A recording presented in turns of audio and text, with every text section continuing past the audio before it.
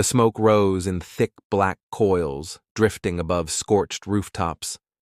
The air smelled of ash and oil and something worse, burned cloth, charred flesh, the chemical stink of death. Where a village had stood that morning, there were only husks, stone walls, gutted, a church bell, twisted in place. Silence settled like dust.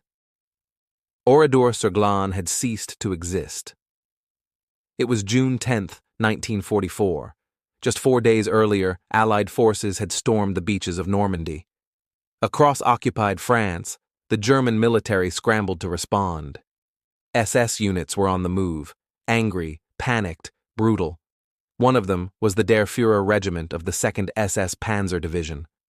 That morning, they rolled into the Limousin region of central France toward a quiet, sunlit village no one expected to die in. Oradour was not a stronghold.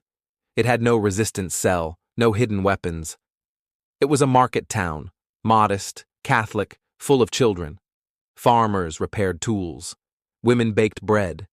Boys played along the Rue Émile des Ourteaux. The war felt distant here, but the column came anyway. Around 2 p.m., the German convoy arrived. They sealed the village and ordered everyone to the town square, men, women, and children. It was presented as a routine identity check, calm voices, clear orders, no shouting. The villagers obeyed. Then came the division. Men were led away first, split into small groups, locked in barns, sheds, and garages, told to wait, told it was just protocol. They didn't resist. The women and children were marched into the church. It was a trap. At 3 p.m., gunfire erupted.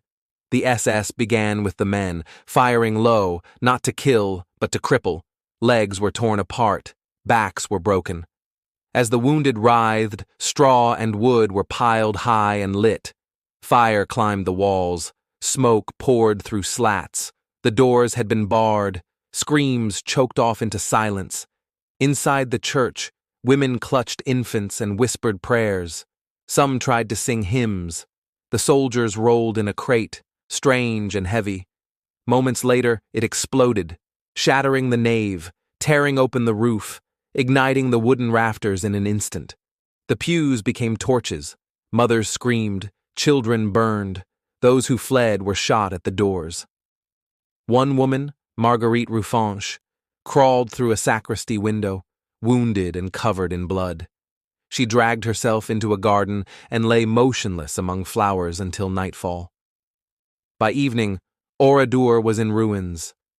The SS torched every building, looted what they could, and withdrew. In a matter of hours, they had killed 642 people, 190 men, 245 women, 207 children. There were no military targets, no strategic gain, just annihilation.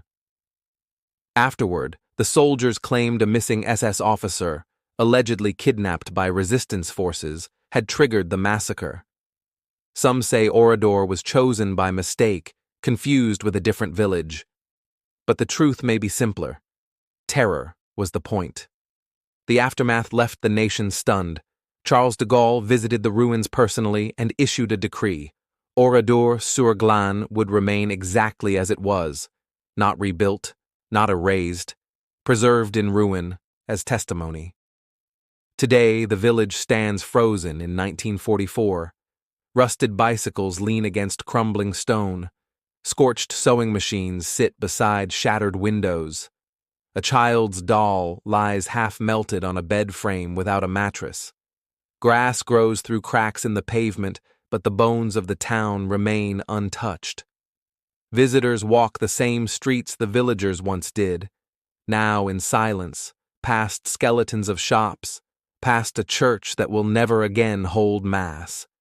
It is a memorial to absence, a monument to atrocity, and a place where, if you listen carefully, the silence still burns. Thank you for listening to Last Post History. Subscribe for more true stories from the world at war.